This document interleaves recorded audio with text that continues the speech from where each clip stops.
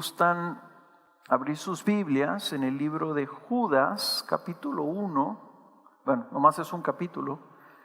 Judas usualmente no se dice capítulo porque nomás es uno, se dice nomás los versículos, pero para no confundirlos, Judas 1, versículo 3. El mensaje que el día de hoy quiero compartirles con respecto de la reforma,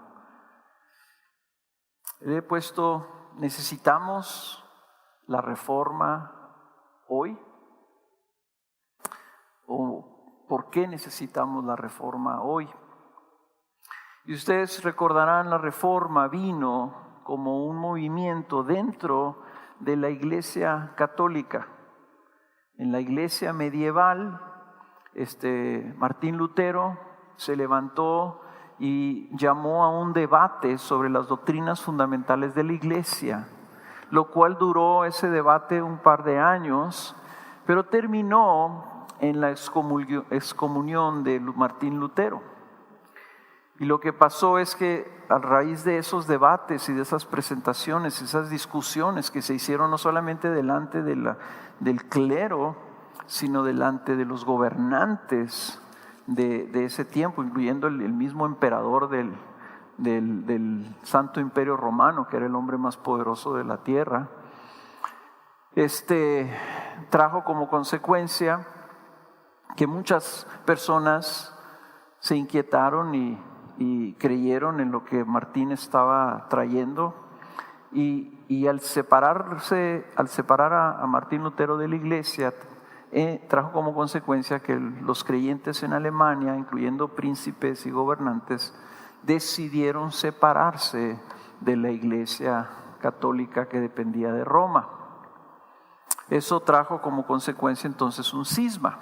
Un cisma quiere decir una separación. Ha habido grandes cismas en la iglesia. En el siglo XI se separó la iglesia que sería oriental de la iglesia occidental, y se formó la iglesia católica ortodoxa, ¿verdad?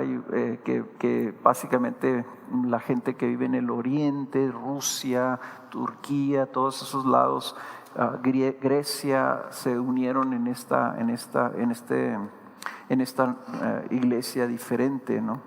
Entonces la separación de lo que vino a llamarse de los protestantes, de los que protestaban algunas de las doctrinas católicas, sucedió hace 500 años, y derivado de todo eso estamos nosotros dentro de ese sector de la iglesia cristiana mundial, el sector protestante, si quieren llamarlo así. O nosotros preferimos denominarnos la iglesia reformada o la iglesia cristiana reformada. Pero la pregunta sigue siendo, ¿y qué con la iglesia católica? Y eso es algo que nunca hemos nosotros directamente hablado sobre la iglesia católica. Por mi convicción siempre ha sido, nosotros no estamos aquí para hablar en contra de diferentes iglesias o movimientos, etcétera. Estamos aquí para proclamar el evangelio. A eso nos llamó Cristo Jesús. Entonces el día de hoy quiero precisamente proclamar el evangelio, pero específicamente a aquellas personas que se consideran católicos. Hay personas aquí sentadas ahorita en el auditorio que, si yo les preguntara si son cristianos reformados, dirían: no, yo me considero católico o católica. ¿Okay? Algunos de ustedes piensan así. Algunos de nuestros invitados vienen y visitan y son católicos, o se ven como católicos, ¿verdad? Nosotros vivimos en una cultura católica, no solamente en un país donde la gran mayoría de las personas se dicen católicos, sino que históricamente este ha sido uno de los países más católicos del mundo. Y eso ha traído como consecuencia que se ha formado toda una cultura alrededor de la iglesia católica. Ahora que estuve en México, nos tocó estar allá para el Día de Muertos, y es increíble lo que todo eso trae. y cómo está esta fiesta del Día de Muertos tan curiosa, tan en cierto punto triste, ¿no? De que tratando de redimir a lo mejor una cultura que exaltaba la muerte, que es la cultura indígena prehispánica, redimiendo eso, ¿verdad? Tratando de darle un sentido que los muertos verdaderamente pues están vivos, no aquí, pero de alguna manera no morimos cuando se muere nuestro cuerpo. Sin embargo, pues sí es algo raro, ¿no? Y es parte de la cultura. Ahora viene Navidad y es parte de la cultura católica también, las famosas posadas, que son, pues es algo bonito, ¿verdad? Es algo, yo no conozco mucho de las posadas, pero entiendo que se están basadas sobre la historia de José y María pidiendo posada antes de que naciera el niño, y de ahí se derivó una fiesta, y entonces vas pidiendo posada y donde te abran ahí entras y haces una fiesta, y luego pasas a otra casa y te abren ahí también y se hace otra fiesta, y en México se hace esto por colonias, y entonces durante todos los días de las posadas, pues toda esta semana son puras fiestas. Pero ¿qué hacemos nosotros? ¿Cómo respondemos? ¿O cuál es nuestra responsabilidad hacia una cultura, hacia un país, hacia nuestros amigos, hacia nuestros familiares? Que dicen, es que nosotros creemos en el mismo Dios, creemos en el mismo Cristo, creemos en las mismas Escrituras, tenemos el mismo credo, ¿verdad?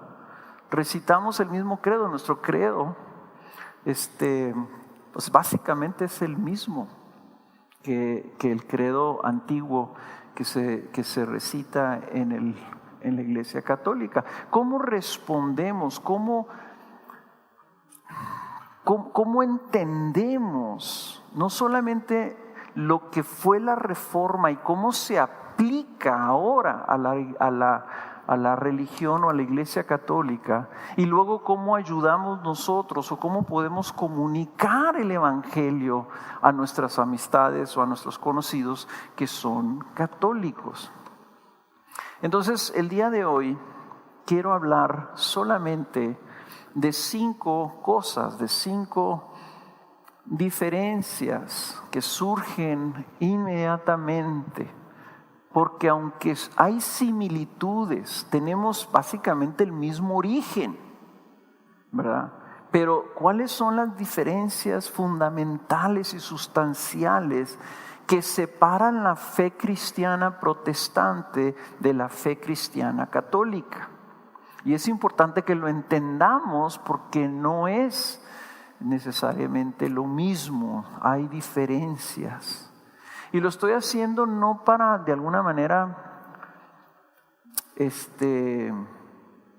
señalar o menospreciar o criticar la doctrina católica, sino para que nosotros tengamos un mejor entendimiento y entendamos que hay razones por las que los creyentes católicos creen lo que ellos creen. O sea, no lo hacen nomás porque sí, hay razones que ellos lo tienen. Pero nosotros muchas veces lo que pasa por ignorar esas razones, ignorar su perspectiva, cuando estamos en situaciones donde hay una celebración católica, cuando nos invitan a una ceremonia de bautismo o nos invitan a una ceremonia de primera comunión, etcétera, entonces terminamos nosotros, porque no sabemos realmente de qué se trata y no sabemos exactamente cuáles son las diferencias. A veces terminamos nosotros rechazando o criticando o diciendo cosas así, no, es que nosotros ya no creemos en eso. Y no sabes realmente lo que estás diciendo, ¿verdad? O terminamos teniendo discusiones con nuestros amigos católicos y que no llevan a nada. No terminamos nosotros compartiendo las buenas nuevas del Evangelio. Entonces, el día de hoy, yo quiero, si tú te consideras católico, si me estás escuchando el día de hoy, yo quiero decirte, mira, no estamos en guerra contra la Iglesia Católica. Martín Lutero no entró en un conflicto para dividir la iglesia. Su propósito era reformar la iglesia, era traer corrección a la iglesia. Al último después se volvió bien radical porque lo sentenciaron a muerte y lo andaban persiguiendo para matarlo, y entonces eso hace algo en una persona, ¿verdad? Te andan matando, te andan persiguiendo para matarte, pues entonces los adversarios los otros se vuelven adversariales y tu respuesta es muy crítica, es muy radical. Pero nosotros no estamos en guerra contra la Iglesia Católica. Nuestro propósito no es ni destruir la Iglesia Católica, ni que termine la Iglesia Católica. Lo que queremos nosotros es precisamente que la Iglesia Católica descubra la gloria del Evangelio de la gracia de nuestro Señor Jesucristo. Entonces, si tú eres católico, ahorita también a ti te puede interesar mucho esta charla. Decir, bueno, ¿cuál es la diferencia entre ustedes? Me gustan sus cantos, me gustan sus predicaciones. ¿Cuál es la diferencia? Bueno, creo que el día de hoy va a ayudarte muchísimo en esto. Entonces vamos a ver 5 puntos. Yo quiero empezar con este texto de Judas, que dice así: amados, por el gran empeño que tenía en escribiros acerca de nuestra común salvación, he sentido la necesidad de escribiros, exhortándoos a contender ardientemente por la fe que de una vez para siempre fue entregada a los santos. Entonces lo que estamos haciendo nosotros es precisamente eso, es defender nuestra fe. Tenemos una fe. Así como la Iglesia Católica tiene una fe, y nosotros estamos presentando nuestra fe con esta serie que hicimos de las 5 solas, diciendo esto es lo que creemos. Entonces vamos ahora a defender, digamos, esa fe delante de la creencia o la fe de la Iglesia Católica. Y vamos a ver qué sale de estos 5 puntos que vamos a tratar. Primero que nada, el primero de ellos: nuestra fe es solo en Cristo Jesús y su obra. Y el énfasis es en la palabra solo, como compartió Cuauhtémoc. Una de las bases de nuestra fe es solo Cristo. Creemos que solo Cristo es el Señor, solo Él es el Salvador, solo Él es el Rey, solo Él es el que juzgará. Y esto es muy importante porque hay muchas pseudo religiones, hay sectas cristianas y sectas no cristianas que no afirman eso, que no dicen que solo Cristo. Por ejemplo, la iglesia mormona afirma que el día del juicio estará Dios Padre sentado arriba, a su derecha estará Cristo Jesús y a su izquierda estará Joseph Smith. No es solo Cristo. Los testigos de Jehová tampoco consideran solo Cristo, no lo consideran, no dejen ustedes que lo consideren Rey, no lo consideran Dios. Nosotros creemos en Cristo como Señor, como Salvador, como el único por medio del cual los hombres han de ser salvos. Dice esto 1 Timoteo capítulo 2 versículo 5: porque hay un solo Dios y también un solo mediador entre Dios y los hombres, Cristo Jesús hombre, quien se dio a sí mismo en rescate por todos, testimonio dado a su debido tiempo. Un solo mediador. Cristo es Señor, Cristo es Salvador, Cristo es Dios, pero Cristo, dice el libro de Hebreos, es el sumo sacerdote, es el único que media entre el hombre pecador y Dios mismo. Él es el que está entre Dios y los hombres, y hay un solo mediador. No hay diferentes niveles de mediador. No hay diferentes niveles de sacerdocio. Hay un solo mediador entre Dios y los hombres. Entonces, desgraciadamente, La tradición de la Iglesia Católica ha permitido que se consideren muchos otros mediadores, intercesores que se le consideran efectivos para que el creyente pueda acudir a ellos. De ahí que cuando un hombre o una persona es declarada santo, aunque la Biblia nos refiere a los creyentes como santos, esa persona se vuelve un mediador o un intermediario o un intercesor efectivo para la iglesia. Pero si esto es algo que tú estás afirmando, si tú como católico crees que es válido tener otros mediadores, otros intercesores delante de ti y de Dios, la pregunta es, ¿qué estás diciendo acerca de Cristo? ¿Qué estás diciendo acerca de Dios? Lo que se implica, ¿verdad? Cuando yo veo personas que sienten que tienen que ir a Dios, pero a través de alguien más, implica que entonces Dios no está dispuesto a salvar,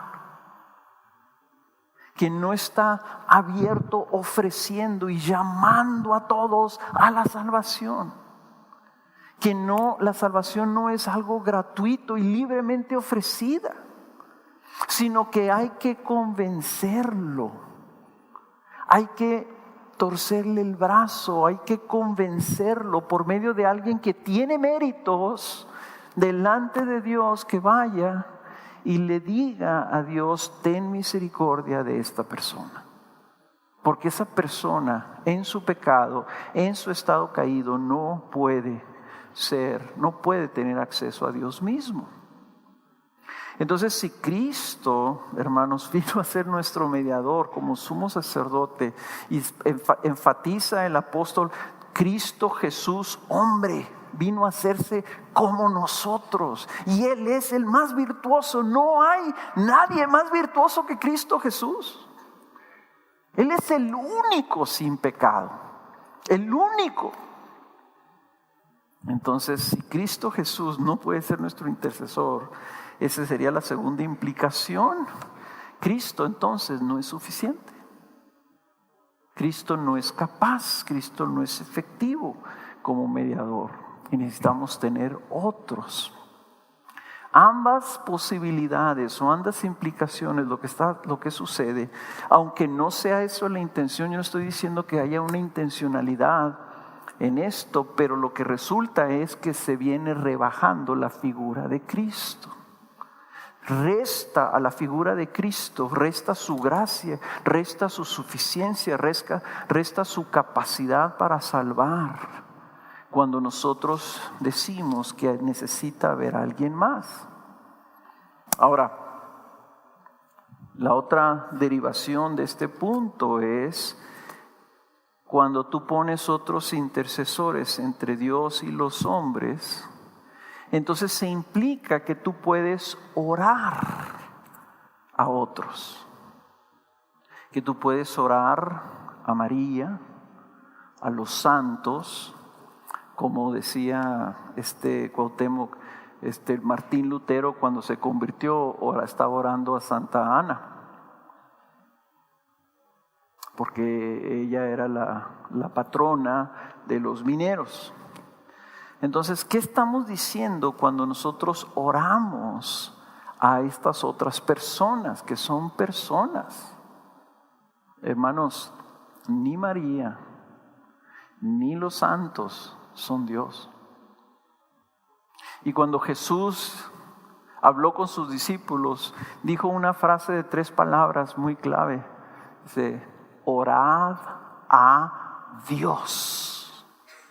¿Por qué? Porque solamente Dios es omnipresente, solamente Dios es omnisciente, solamente Dios es todopoderoso, solamente Dios es infinitamente misericordioso, y solamente Él es digno de recibir nuestras oraciones. Si tú estás orándole a una persona, aunque esa persona, digamos, esté en presencia de Cristo Jesús, esa persona no es ni omnipresente, ni omnisciente, ni todopoderoso. Y tampoco infinito en misericordia y capaz de responderte. La teoría, ¿verdad? O la creencia es que si yo le oro a esa persona me va a oír y esa persona le va a decir a Cristo. Pero Jesús diría, bueno, y entonces ¿para qué está Cristo en su trono intercediendo por los santos? ¿Quién es el que intercede por nosotros? Es Cristo Jesús. Y acabamos de ver en el libro de Romanos capítulo 8 que el Espíritu Santo en nosotros está intercediendo al Padre, sabiendo cuál es nuestra verdadera necesidad. Entonces yo lo que le diría a una persona católica es que nuestra fe y nuestra confianza, sin fe es imposible agradar a Dios, dice Hebreos capítulo 1 versículo 6.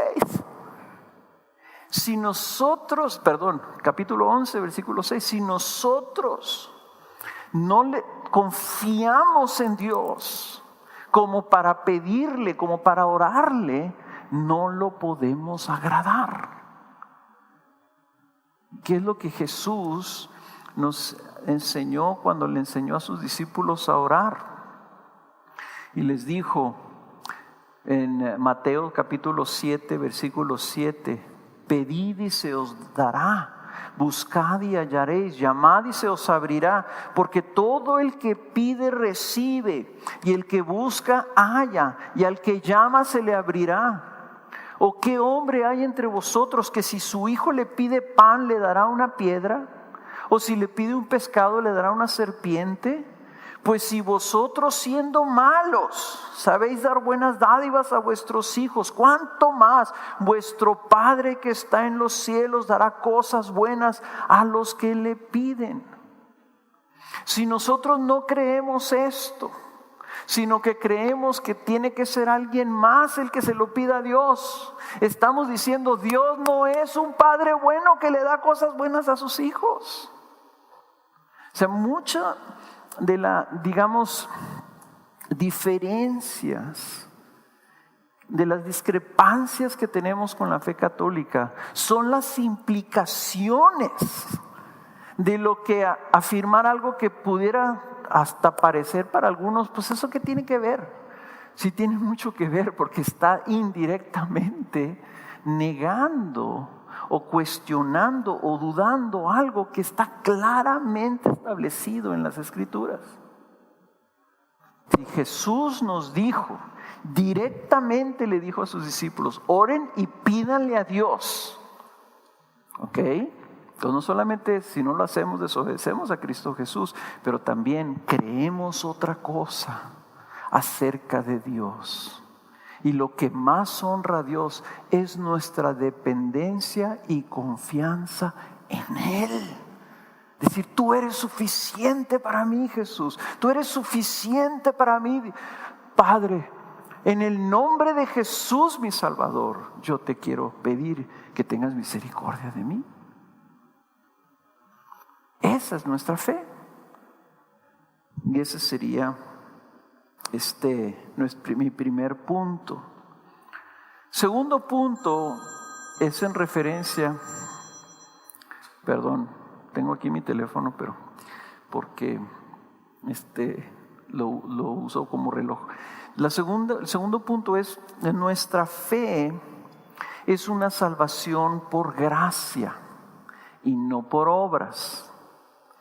Ya vimos nosotros cuando hablé yo sobre sola gracia, y les decía, la gracia es la única razón, es la única motivación, es lo único que está detrás de nuestra salvación. La gracia es la razón de la salvación y nunca nada en nosotros mismos. Nosotros no provocamos la salvación. Cristo vino cuando nosotros no lo estábamos buscando ni pidiendo que viniera. Cuando nosotros éramos sus enemigos, cuando nosotros estábamos en enemistad con Dios, Cristo Jesús vino a salvarnos. Y esa salvación se recibe solo por fe, porque es un regalo de Dios, es gratuito. Es algo que se le entrega al pecador que no tiene mérito alguno. De otra manera, como dice el libro de Romanos, ya no sería por gracia. Y dice, inclusivemente recalca en Efesios capítulo 2, el apóstol Pablo, lo hace así el Señor para que nadie se gloríe, que nadie pueda decir yo merezco esto. ¿Ok? Entonces, la Iglesia Católica también cree en la gracia de Dios y sorprendentemente, o bueno, no sorprendentemente, cree muchas cosas igual de lo que acabo de yo de afirmar. Ahorita les voy a leer algunas de las doctrinas católicas para que ustedes vean. O sea, ellos también creen en la gracia de Dios, pero creen en la gracia de Dios de una manera diferente. Y lo que lamento mucho es que lo que creen acerca de la gracia de Dios es que es algo que se puede perder. Inclusive que es algo que se puede disminuir o aumentar en tu vida. O sea, su entendimiento de la gracia es diferente y quiero que lo escuchen de ustedes mismos, porque la gracia no es algo que Dios derrama sobre las personas en la elección cuando los conoce desde antes de la fundación del mundo, sino que la gracia es algo que la iglesia de alguna manera administra a las personas. Fíjense lo que dice la doctrina católica, dice: la amistad con Dios perdida por el pecado original. Lo acabo de decir, el hombre en su pecado está en enemistad con Dios. La amistad con Dios perdida por el pecado original solo se puede recuperar por medio de la gracia. Y todos nosotros protestantes podemos decir amén a eso. Que la gracia, que es un don sobrenatural que Dios concede para alcanzar la vida eterna. Amén también.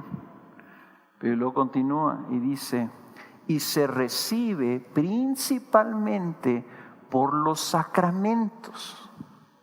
Ahí entra esta expresión, y los sacramentos, ustedes leyeron Efesios capítulo 2, no menciona absolutamente nada de que haya que haber otro medio excepto la fe. Sabemos que se recibe, la fe es recibir, simplemente decir yo lo quiero, Señor, y lo recibes. Esa es la gracia, así se recibe la gracia. Luego continúa, es un regalo de Dios, amén. Nadie ha hecho nada para obtenerla por mérito propio, amén. Dios siempre da el primer paso, claro. Es don sobrenatural porque lo que se está comunicando es la vida misma de Dios. O sea, vean ustedes, el origen, el entendimiento de la gracia es común. Pero luego aquí es donde viene la separación, donde decimos que la reforma recupera el origen, recupera la razón original bíblica, porque la Iglesia Católica agrega esto: este regalo de Dios exige la respuesta del hombre. Tú dices, bueno, pues también nosotros pensamos algo así, ¿verdad? O sea que la fe se ve por las obras de la persona que ha recibido. Cuando una persona nace de nuevo, es evidente por medio de su arrepentimiento que realmente ama y ha confiado en Cristo Jesús, ¿verdad? Santiago, el libro de Santiago, eso se trata. Una fe sin obras no existe. Pero una diferencia entre decir la fe viva produce obras, a decir necesitas producir obras para que haya fe. O sea, hay una diferencia, uno es después y el otro es antes. Porque continúa la doctrina católica diciendo esto: la gracia es una participación gratuita de la vida sobrenatural de Dios.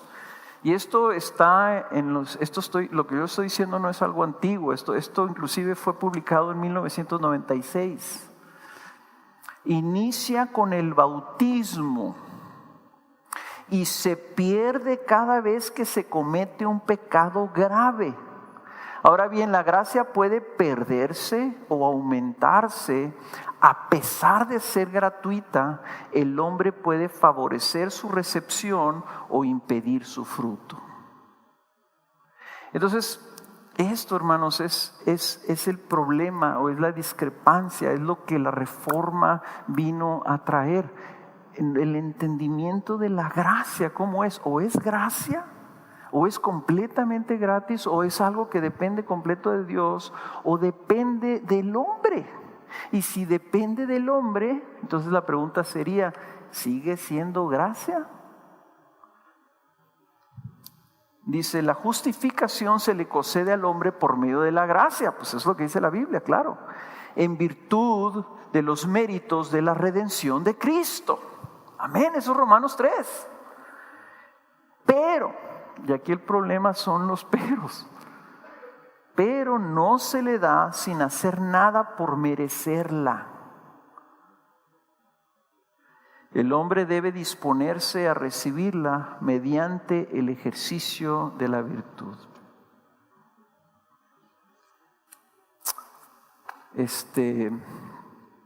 Y eso es donde nosotros entonces tenemos una discrepancia.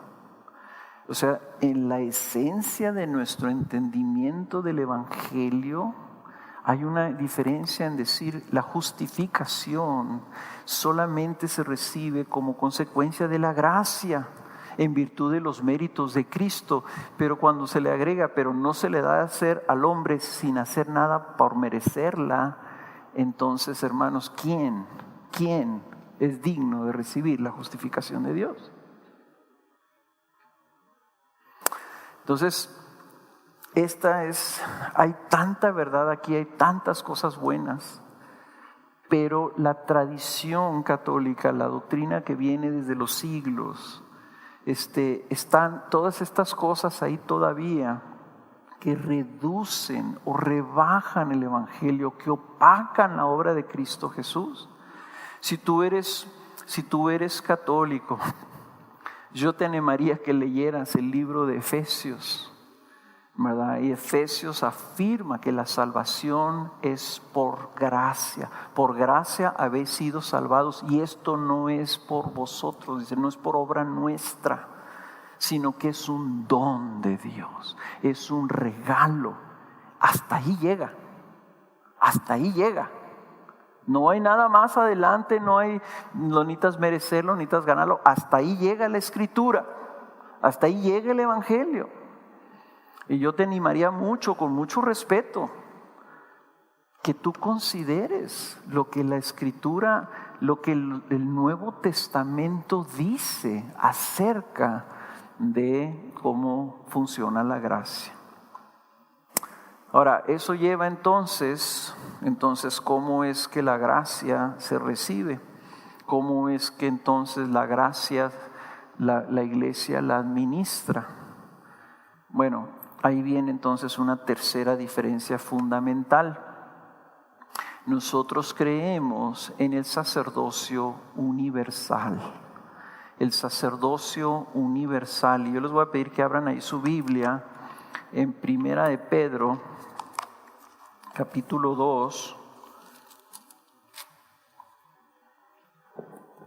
versículo 9.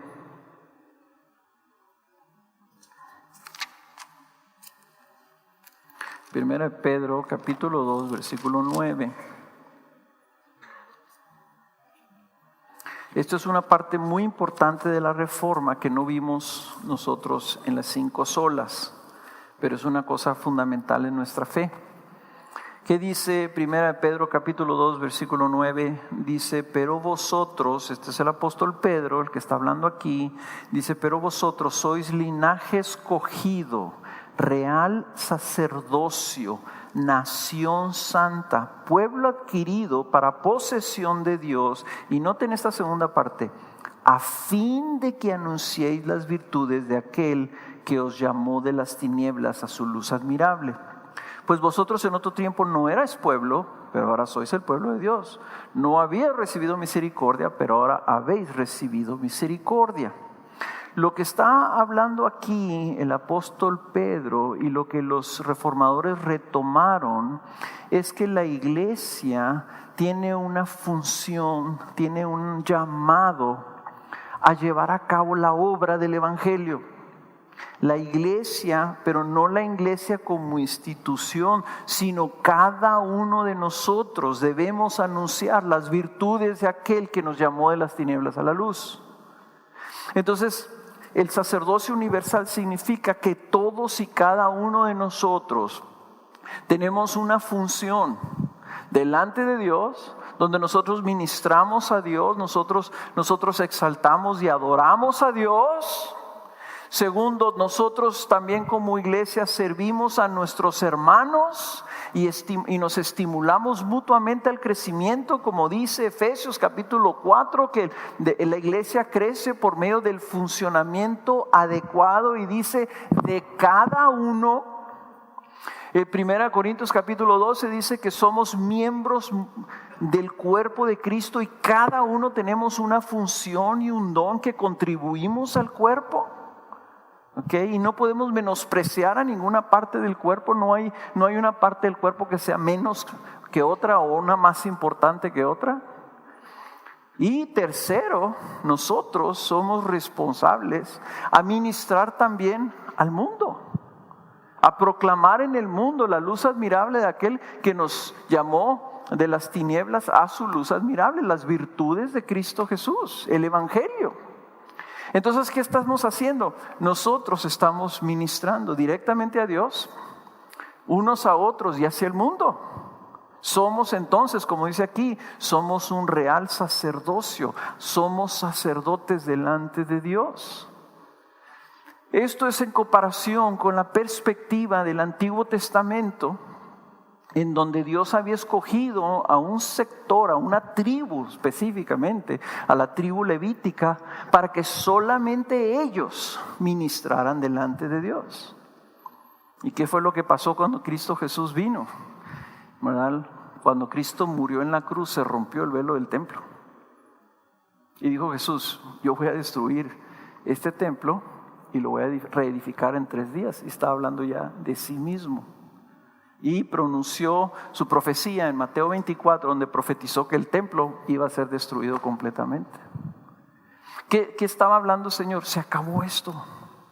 Ahora yo vengo y he venido a estar con ustedes, a habitar con ustedes, a vivir adentro de ustedes. Ya no necesitan un sacerdote, ya no necesitan a alguien que vaya, y ustedes permanecen afuera del templo y el sacerdote es el único que entra a hablar conmigo.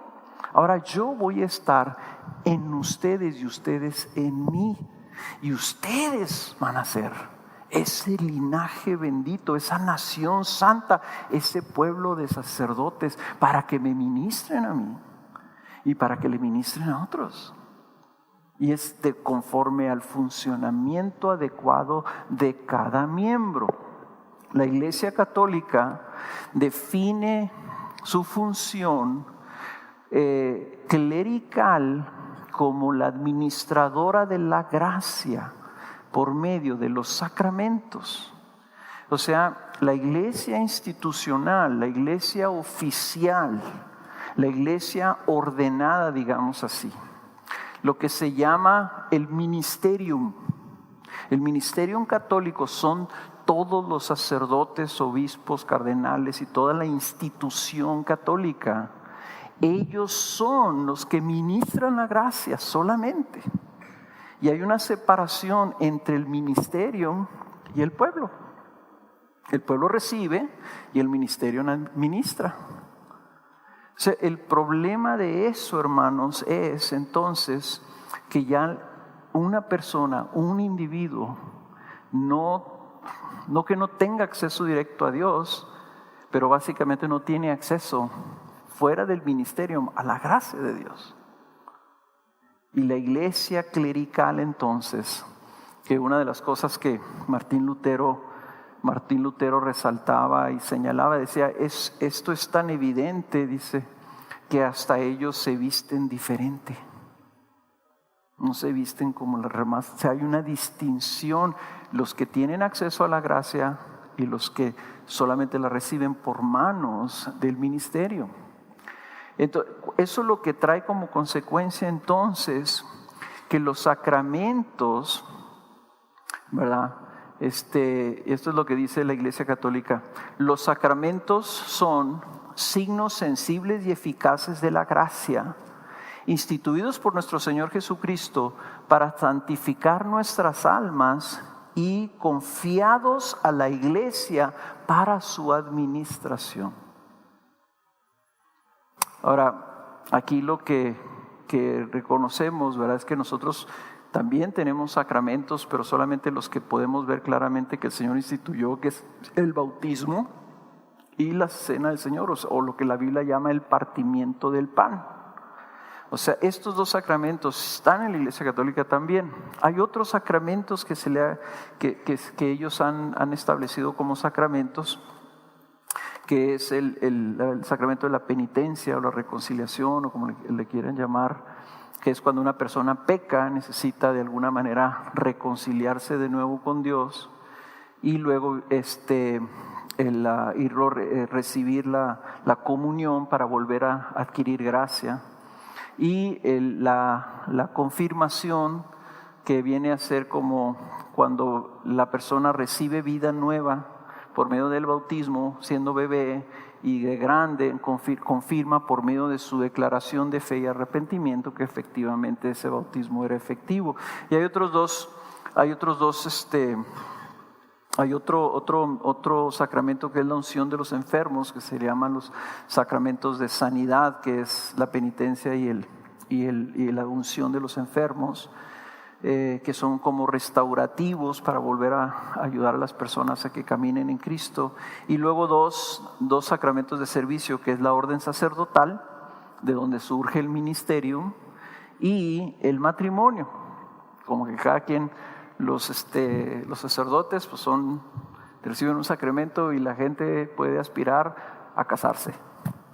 Me gusta el hecho de que le den tanta importancia al matrimonio, pero el problema no es si son o no son sacramentos. El problema es lo que implica, y lo que implica es que tú no tienes acceso directo a Dios, acceso directo a la gracia de Dios, sino solo a través de los sacramentos. Ahora vamos a ver, número 4, dos de esos sacramentos, los dos sacramentos que nosotros consideramos que son los que instituyó Jesucristo. Vamos a ver el ejemplo del bautismo. El bautismo, la Iglesia Católica dice que tú recibes o naces de nuevo, recibes la vida regeneradora de Dios por medio del bautismo. Reconoce, como también nosotros creemos, que nacemos muertos por el pecado original y necesitamos recibir vida, pero solo la recibes a través del sacramento del bautismo que la misma Iglesia te tiene que suministrar. Dice la doctrina que este acto sacramental otorga la gracia de la vida eterna. Ahora, hay una separación entre el bautismo y la confirmación, porque obviamente un niño recién nacido no tiene ni fe ni arrepentimiento, ¿verdad? Entonces, si el bautismo fuera para vida eterna, fuera el acto que te otorga el nacer de nuevo, que algunas personas hace muchos siglos, creían esto, basado en Romanos 6, que el bautismo significa nuestra unión con Cristo. Entonces, pero si el bautismo es así, entonces el problema es que Jesús instituyó el bautismo para que se bautizaran todos aquellos que iban creyendo. Cuando Pedro predica su primer mensaje en el capítulo 2 del libro de Hechos, ¿qué les dice la gente? Bueno, ¿y qué haremos? Y Pedro le dice, arrepiéntanse y bautícese cada uno de ustedes. O sea, la institución del bautismo fue como respuesta al arrepentimiento. Y si estamos hablando de que el bautismo es el que otorga la vida eterna, entonces también el mismo Pedro En el capítulo 10, versículo 44, dice que estaba Pedro hablando. ¿Y qué fue lo que pasó? Se derramó el Espíritu Santo en ellos, en los romanos que estaban ahí, que eran gentiles y paganos. Dios los salva ahí en ese momento y pone su Espíritu Santo adentro de estas personas. Y entonces Pedro se rasca la cabeza y dice: ¿les podemos negar nosotros ahora el bautismo a estos que ya el mismo Espíritu ha bautizado? Entonces no, pues los bautizaron. Y se armó el escándalo allá en Jerusalén, ¿verdad? Porque ¿cómo que bautizaste romanos? Pues sí, porque Dios los salvó sin el bautismo. Entonces el problema de nosotros decir que se recibe vida por medio del bautismo es que estamos también entonces diciendo que el acto en sí es el que da la vida y no Cristo. Que vemos nosotros en Efesios capítulo 1 que el Espíritu Santo, ¿verdad? O el Señor, más bien Cristo mismo, nos ha escogido y llamado desde antes de la fundación del mundo para que recibamos vida eterna. O sea, hay aquí estas como dificultades en afirmar eso, ¿verdad?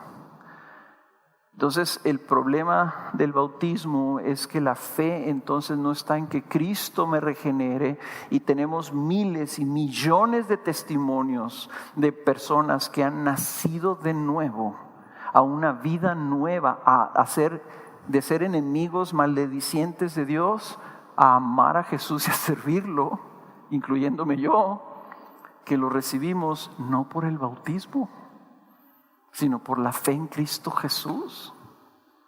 Entonces, nuestra fe está en Cristo, en lo que Él me puede salvar, y Él te puede salvar a ti también. Y te puede salvar si tú pones tu fe en Él. Y yo siento que uno de los problemas con los sacramentos, como los dispensadores de la gracia, es que nuestra fe entonces empieza a estar en los sacramentos, en actos externos que hace la iglesia, y no en Cristo Jesús directamente. El siguiente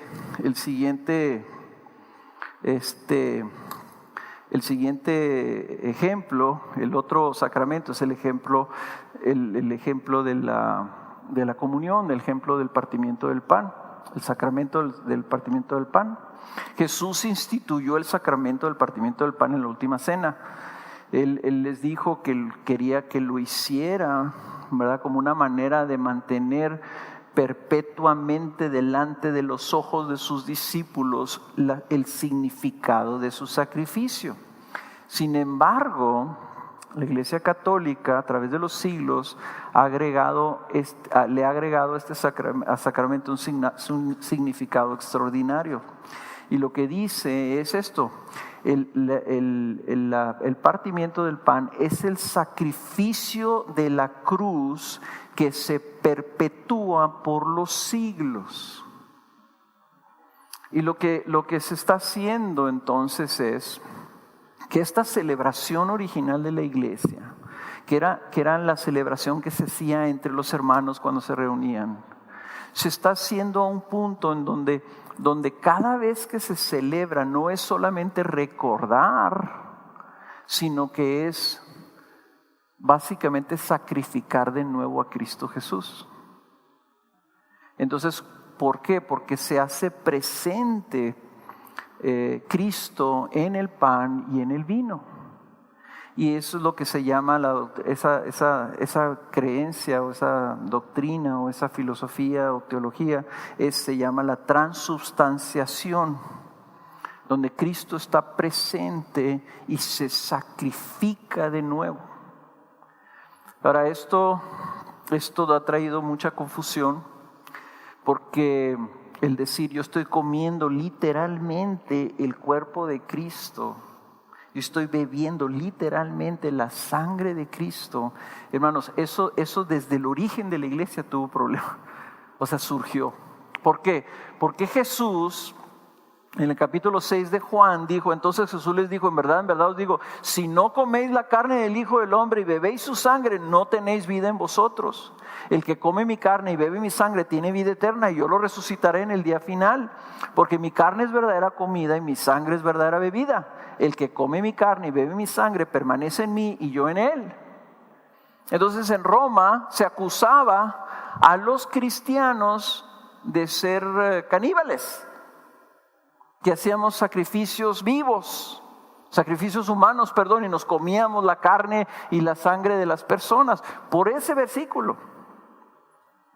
Pero Jesús mismo lo explica ahí más adelante, porque dice que la gente se escandalizó. ¿Cómo vamos a comer tu carne y beber tu sangre? Entonces Jesús dice, es que ustedes no entienden. O sea, no entienden mis palabras, ustedes están en la carne. Les dice en el versículo 63, el Espíritu es el que da vida.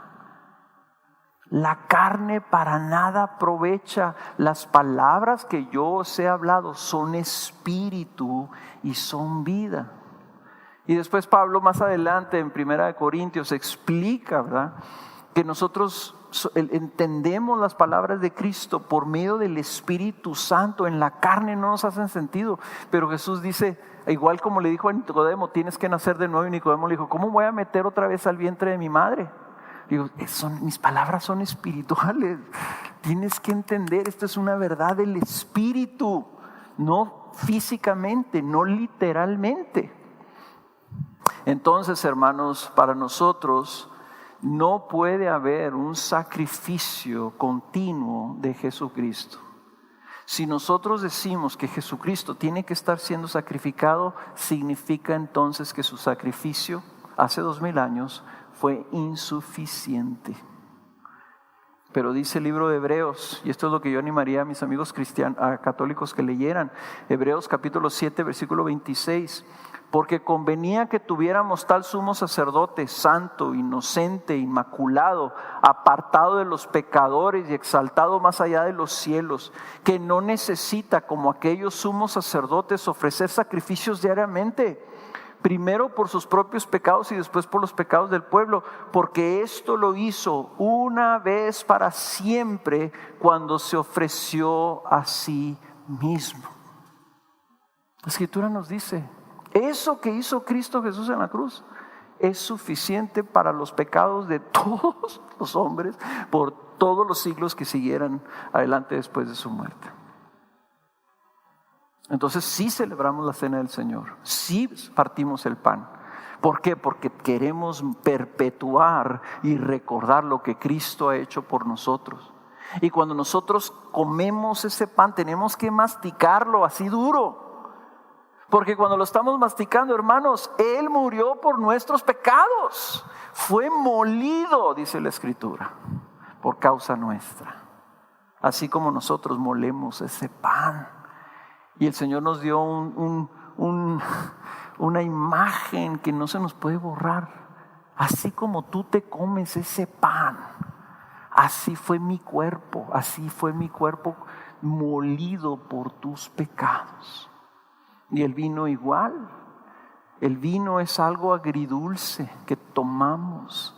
Es algo que produce un beneficio, pero también cuesta. O sea, también sabe así con esa amargura, porque la sangre de Cristo es el beneficio que nosotros recibimos de ser lavados de nuestros pecados, de recibir la gracia de Dios y la salvación y la justificación de parte de Dios. Pero a Él le costó cada gota de su sangre. Por eso dice que fuimos adquiridos por su sangre.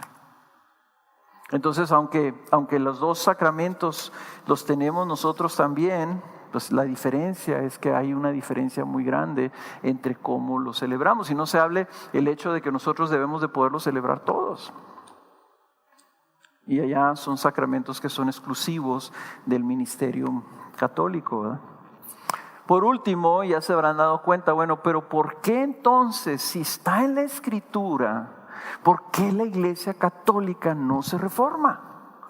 ¿Por qué la Iglesia Católica puede leer estas cosas, pero siguen confiando en esta tradición? Bueno, pues esa es la clave, ¿verdad? La Iglesia se basa en tres cosas: en la Escritura, en la tradición de lo que ha venido a través de los siglos, lo cual no es malo. Nosotros también tenemos que voltear a ver la historia de la Iglesia y entender qué pasó con Agustín y qué pasó con Tomás y qué pasó con Lutero y qué pasó con todos ellos. Tenemos que aprender de la historia y recibimos una fe que viene desde Jesús y los apóstoles. Pero el problema es que es la escritura, la tradición y el ministerio, la iglesia como interpretadora de la escritura. Entonces la Iglesia Católica reconoce las Escrituras como la palabra inspirada de Dios, como lo hacemos nosotros. ¿Okay? Pero su entendimiento de la función y el papel de la Iglesia como administradora de la gracia de Dios para el hombre le otorga también el papel de interpretadora de la Escritura, lo que se llama el magisterio de la Iglesia. Okay, entonces ellos sí creen en la palabra de Dios como inspirada por Dios, pero ellos la interpretan con autoridad. Y miren lo que dijo el Papa Gregorio XVI en 1835, en una encíclica que publicó en 1835. Él dice esto: la Iglesia dispone por institución divina de un poder. ¿Qué poder? El poder del magisterio para enseñar y definir lo que concierne a la fe y a las costumbres e interpretar las sagradas escrituras sin peligro de error. Y continúa: la escritura y la tradición ha sido confiada a la iglesia y por consiguiente su interpretación no es un asunto privado. Solo el magisterio de la iglesia es intérprete auténtico de la misma. El magisterio no está por encima de la palabra de Dios, sino que con la asistencia del Espíritu Santo la oye con piedad, la custodia santamente y la expone con fidelidad.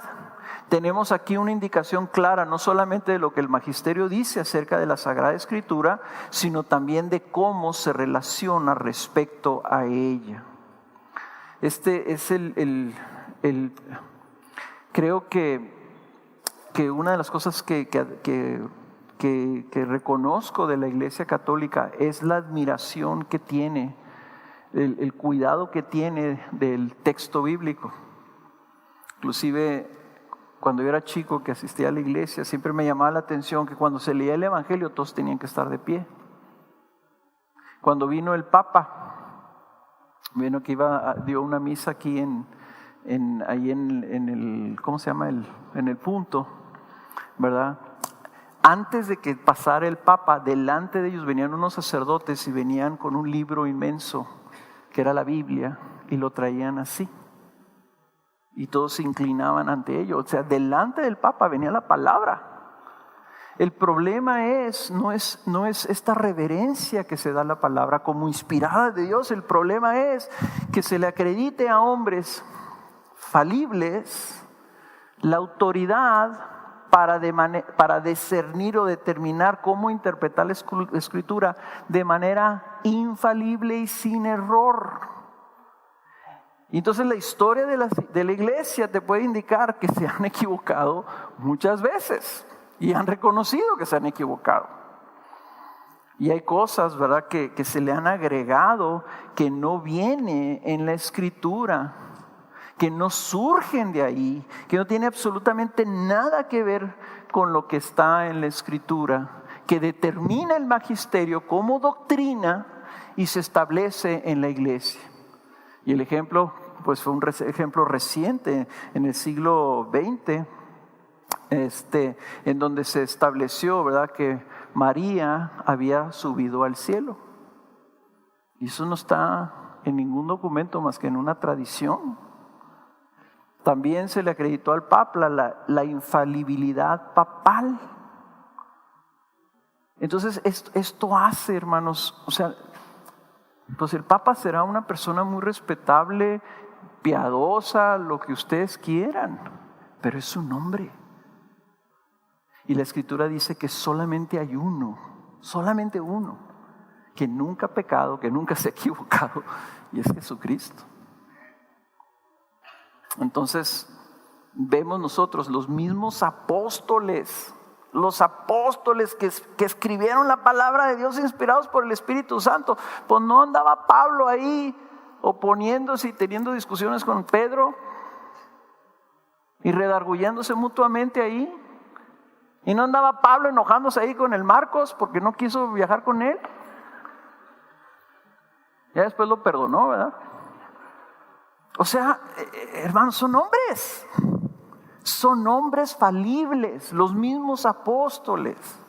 Entonces esto es lo que nuestra diferencia, una diferencia no en decir es que ustedes no creen en la Biblia. Ellos van a decir, claro que creemos en la Biblia, y claro que creemos en la Biblia como la palabra inspirada de Dios, pero la Biblia solamente la puede interpretar infaliblemente el magisterio de la iglesia. Y yo entiendo por qué eso es importante. Porque de dónde han surgido todas estas sectas, todas estas desviaciones, todas estas herejías de gente que toma la Biblia y la interpreta a su modo. Y nosotros también tenemos que tener cuidado, hermanos. Esto no es un juego, esto no es algo que tú puedes decir, es que a mí la Biblia me parece que dice esto. Bueno, pues qué bueno que te parece, pero el apóstol Pedro dice, pero no es interpretación personal tuya. La iglesia a través de siglos lo ha entendido. Y lo que nosotros estamos enseñando y afirmándoles, hermanos, no se nos ocurrió a nosotros. Todo lo que tenemos nosotros lo hemos recibido, y nuestro afán es ser fiel a lo que se nos ha encomendado, como dijo Judas. La fe que se nos fue entregado, dice, la fe que fue entregado a nosotros de una vez para siempre. De una vez y para siempre se nos entregó algo que aquí está. Nosotros tenemos que escudriñar, tenemos que orar, tenemos que depender del Espíritu Santo y tenemos que aprender de los que han venido antes de nosotros. Pero eso es una cosa, y otra cosa es decir que nuestra interpretación, aunque seamos reformados, es infalible. Martín Lutero se equivocó, Calvino se equivocó, yo me he equivocado muchas veces. ¿Okay? Y yo te animo, aquí nunca vas a oír de nosotros que nosotros tenemos una interpretación infalible. Si tú eres aquí un invitado, te voy a decir no. Estamos juntos buscando de Dios, estamos juntos buscando la palabra, pero la palabra es una cosa tan hermosa que lo que les he leído el día de hoy no tiene mucha dificultad de entender. Es clara, a tal punto que nuestros mismos niños la leen y lo entienden. Las cosas claras ahí están. Las cosas que no están claras tenemos que rascarnos la cabeza y decir, Señor, pues tú entiendes por qué. Ahora, 5 cosas. Obviamente hay más cosas, pero yo no quise decir, no, es que ellos creen en esto otro, nosotros no creemos. Hermano, no se trata de eso, se trata del Evangelio. Se trata de lo que implica nuestra fe. Y se trata que nosotros podamos ayudar a nuestros amigos, a nuestros familiares católicos, a que vean las implicaciones de lo que ellos están afirmando. Y miren cómo lo debemos de hacer. Vuelvan a Pedro. Ahorita estaban en Pedro, ¿no?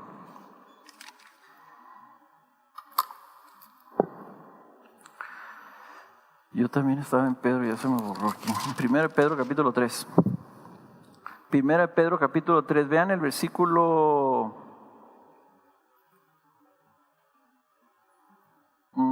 ¿Sí estoy en 1 Pedro capítulo 3? Sí. 3. Versículo 14.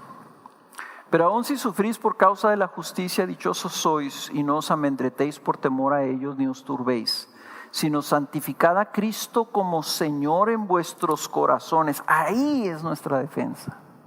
Lo que nosotros debemos de levantar en nuestro corazón, hermanos, no es nuestra doctrina, no es nuestra reformidad, es a Cristo como Señor en mi corazón. Es la vida que Cristo me ha dado y el hecho que Él es mi Salvador y que lo amamos y lo servimos y nuestras vidas debe demostrar eso. Cristo es nuestro Señor. Dice, estando siempre preparados para presentar defensa ante todo aquel que os demande razón de la esperanza que hay en vosotros. Nuestra fe es en Cristo y en Cristo en nosotros.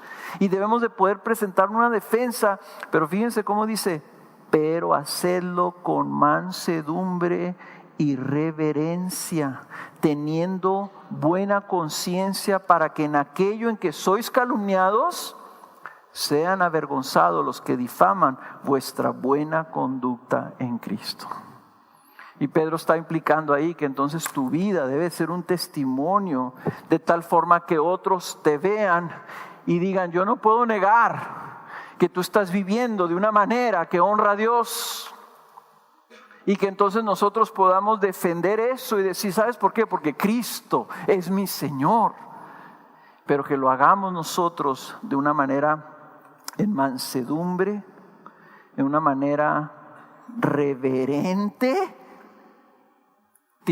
Pablo le dice a Timoteo que lo hagamos con amabilidad y que lo hagamos tiernamente, corrigiendo a las otras personas, testificando a las otras personas.